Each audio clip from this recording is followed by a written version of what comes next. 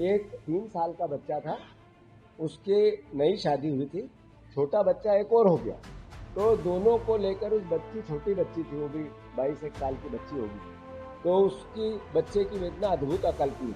एक जो लाल साड़ी वाली माता जी बात कर रही थी, उसने कहा मेरा सब कुछ बिक गया, घर भी गिरवी रख दिया। एक ऑटो चालक था, रिक्शा चालक, उसने सब बेच दिया अपना, अपने बेटे को बचाने के लिए, पर जान नहीं बची। सबकी अपनी अपनी कहानियां।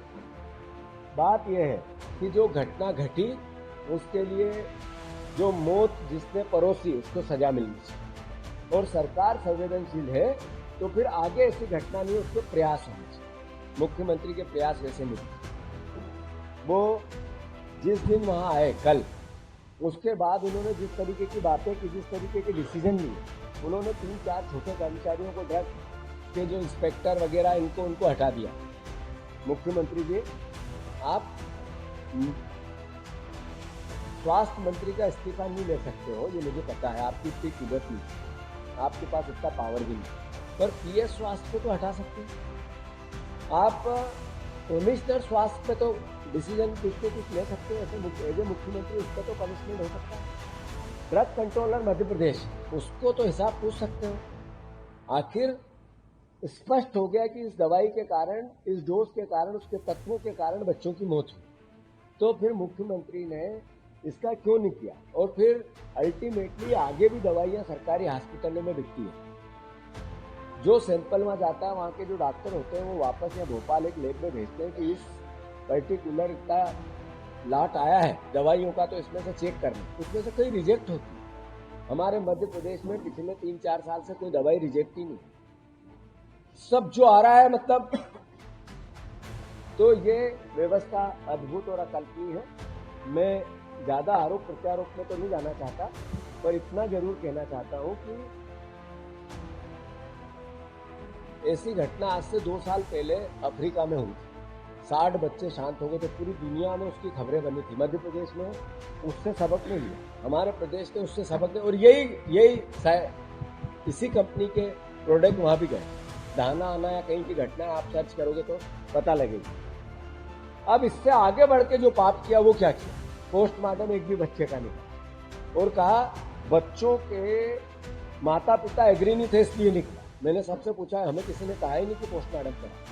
मैंने वीडियो में है वो, आप देखोगे, मैंने ट्विटर पर पूछा तो पोस्टमार्टम का बोला था क्या, तो सबने कहा हमें किसी ने नहीं बोला। फिर एक माता पिता जिनके बच्चे को फिर कब्र से निकाल के पोस्टमार्टम किया, उसका मैंने कल वीडियो डाला था, आप लोगों ने अगर देखा हो तो ट्वीट किया। उस माता पिता ने, मैंने पूछा आपने कहा था कि हम घर आ गए और हम ले जा रहे थे, जब उनका फोन आया कि क्या आपका ये करा दें, क्या पोस्टमार्टम करा दें क्या, एक परिवार ने एग्री किया, जिसका फिर से पोस्टमार्टम हुआ। तो कुल मिलाकर ये लापरवाही अद्भुत अकल्पनीय है। 25 लोगों, 2 बच्चों को चूहों ने काटा, आप सबने बहुत संजीदगी से उसको लिया, पूरे देश में उसमें खबरें बनी। 25 बच्चों की मौत हो रही है, 18 की हो गई और 5-7 क्रिटिकल है। और फिर अगर हम नहीं जागेंगे, फिर हमारी सरकार नहीं जागेगी, ये तंत्र नहीं जागेगा, मध्य प्रदेश के नागरिक नहीं जागेंगे, तो फिर कब जागेंगे? कांग्रेस पार्टी ने निर्णय लिया है, बच्चों को श्रद्धांजलि देते हुए इस सरकार को, ये सरकार की हो गई है मगरमच्छ जैसी चमड़ी, कुछ फर्क नहीं पड़ता, इतने वोट मिल रहे हैं। 5 बार की सरकार, और 5 बार की सरकार के आने के बाद उनको महसूस ये होता है कि 6 बार भी हम आएंगे, हमारा कुछ नहीं हो सकता है, क्योंकि सब गले गले नहीं, सर से ऊपर करप्ट लोग हैं। एक भी मंत्री, मैं बार बार कहता हूं, एक भी मंत्री ऐसा नहीं है जो चिन्हित करके कह दे कि ये ईमानदार। एक भी अगर कह दे कि ये ईमानदार है तो उसके बेईमानी के कच्चे चिट्ठे कोई न कोई सामने लाई देगा। एक भी नहीं कह सकता कि मैं ईमानदार हूं। जाओ, मैं फिर से कह रहा हूं कि मोहन यादव जी, आपके मंत्रिमंडल में एक मंत्री से खिलवा दो कि मैं ईमानदार हूं, तो मैं मानूंगा कि आपका 2 साल का कार्यकाल सफल। एक भी मंत्री कह दे कि मैं ईमानदार हूं, तो मेरा आग्रह है कि जिस तरह की परिस्थिति है, कांग्रेस पार्टी ने निर्णय लिया पूरे प्रदेश में जन जागरण अभियान इस सरकार के खिलाफ चलाएंगे। आरोप प्रत्यारोप के राजनीतिक लाभ हानि के लिए नहीं चलाएंगे, इससे ये राजनीतिक मुद्दा है ही नहीं। हमारा दायित्व है, विपक्ष का दायित्व है, ईमानदार विपक्ष का दायित्व। तो इसके तहत हम सबसे पहले इस सरकार में जो दोषी उनको सजा मिलनी चाहिए, और मुख्यमंत्री की संवेदनहीनता ये शब्द मैं बार बार इसलिए बोलता हूँ कि 8 दिन से घटनाक्रम चला, वहां निर्देश दिए नहीं दिए, वहां मिलने गए नहीं गए, पर शासन स्तर पर भोपाल में इसको लेकर कोई मीटिंग अखबार में या मुख्यमंत्री की रोज की ब्रीफिंग में उनके कार्यक्रम में नहीं दिखी पिछले 8-10 दिन में। यानी मुख्यमंत्री की संवेदनाएं समाप्त हो चुकी और फिर वो मुझे कहते हैं कि जीतू पटवारी हल्की बातें करते हैं। गन्ना आप खिलाओ हाथी को, गाड़ी में चढ़ के जंगलों में आप घूमो, उसके वीडियो आप जारी करो, आप अलग अलग धार्मिक यात्राओं पे जाओ, भाषण दो तो भजनों के और धार्मिक भावनाओं के दो, और बच्चों की मौत हो रही है और हम सवाल नहीं करें, तो फिर क्या ऊपर से भगवान आपसे सवाल करने आएगा? कौन आएगा? ईश्वर आएगा क्या आपसे सवाल कर? आपकी बीजेपी के लोगों को तो अंतर खाने विरोध है, बाहर तो मुंह नहीं खुलता है। अखबार में जैसे ही मुख्यमंत्री के खिलाफ कोई बात हुई, जनसंपर्क लगता है, अरे मुख्यमंत्री के खिलाफ मत छापना, ऐसा मत करना, अलग अलग फोन जाते हैं।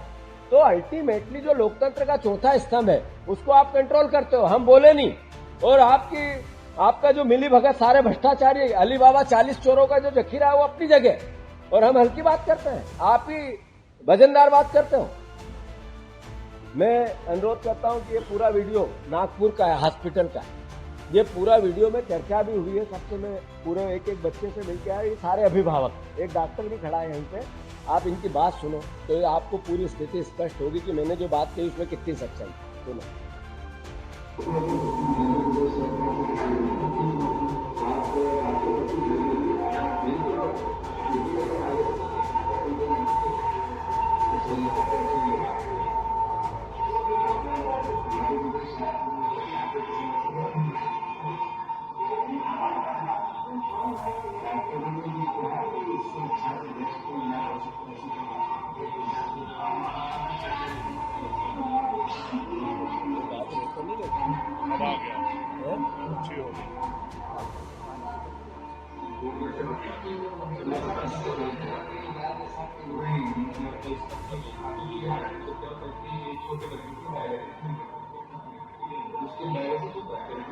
कार्यक्रम दे रहे हैं, कैंडल मार्च और इनका इस्तीफा, श्रद्धांजलि और इस्तीफा, स्वास्थ्य मंत्री का इस्तीफा।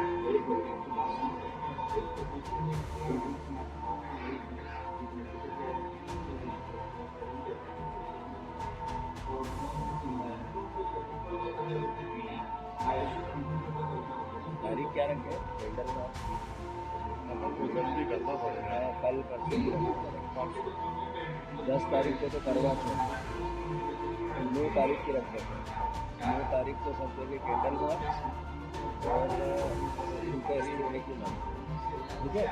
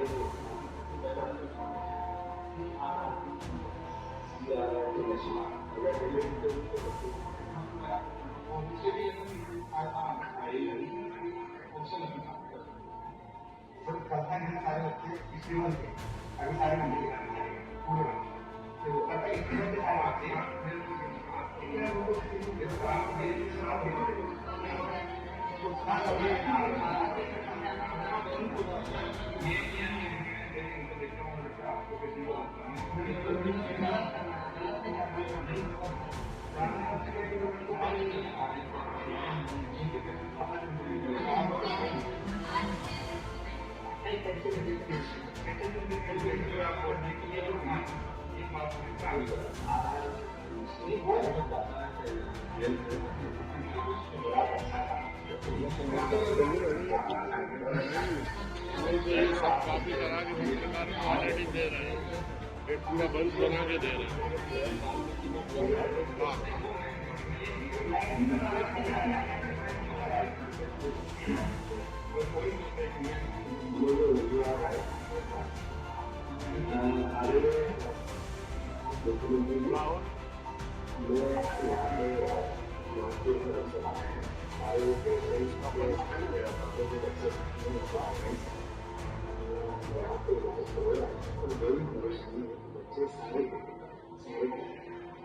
मध्य प्रदेश शासन का कोई से प्रयास इस बात का करना चाहिए कि कैसे हम एक मशीन की आवश्यकता है, वो भी राज्य प्रयास करें, अभी तक अवेलेबल नहीं है। वो फिर से मध्य प्रदेश शासन को मुख्यमंत्री साहब वो गंभीरता से किसी भी बात की युवा लोगों को बताए, गंभीर प्रयास करें, इसका शासन स्तर पर एक तरह से व्यवस्था होनी चाहिए, इसका आग्रह कर सकते हैं।